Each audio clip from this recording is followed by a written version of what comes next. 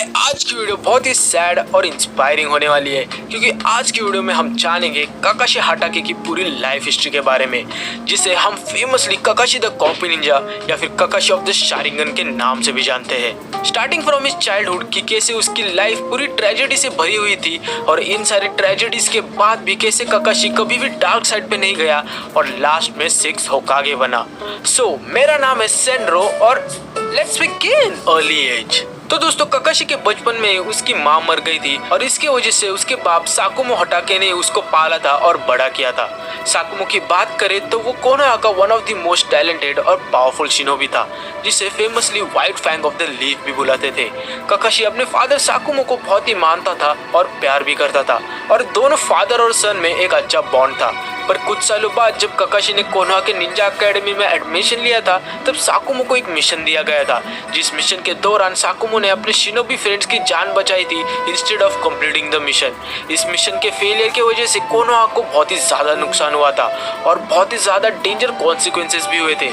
जिसके कारण पूरा कोनोहा विलेज साकुमो के खिलाफ गया था और उससे रिस्पॉन्सिबल ठहराया था, इंक्लूडिंग उसके खुद के फ्रेंड जिनको साकुमो ने बचाया था। और इन्हीं सारे इल्जाम और कंटिन्यूस हेट के कारण साकुमो ने एक दिन सुसाइड कर लिया था। देखो दोस्तों, ये मोमेंट ने काकाशी के लाइफ को बहुत ही चेंज किया था। काकाशी उसके बाप के सुसाइड को देखकर बहुत ही ज्यादा दुखी तो हो ही गया था और उसके साथ साथ उसने ये भी अपने माइंड में फिक्स कर लिया था कि इस निंजा वर्ल्ड में अगर जीना है तो रूल्स ही सब कुछ है और उसे कुछ भी करके इस रूल्स के अकॉर्डिंग ही चलना चाहिए, चाहे कुछ भी हो जाए। आगे जाके फिर काकाशी अपने एकेडमी में टॉप मारता है, जिसके कारण उसे सब फिर प्रोडिजी बोलने लगते हैं और बोलते हैं कि काकाशी अपने बाकी सारे पीयर्स से बहुत ही ज्यादा टैलेंटेड है। और इसी रिकॉग्निशन की वजह से फिर काकाशी सिर्फ 5 साल की उम्र में ही ग्रेजुएट होता है और अपने टाइम का सबसे यंगेस्ट गेनिन बनता है, जबकि बाकी सारे लोग 12-13 साल की उम्र में गेनिन बनते हैं। इसके बाद फिर काकाशी को रिन और ओबिटो के साथ एक टीम में डालते हैं अंडर मिनाटो सुपरविजन और फिर at the age of 6 Kakashi chunin exam भी लड़ता है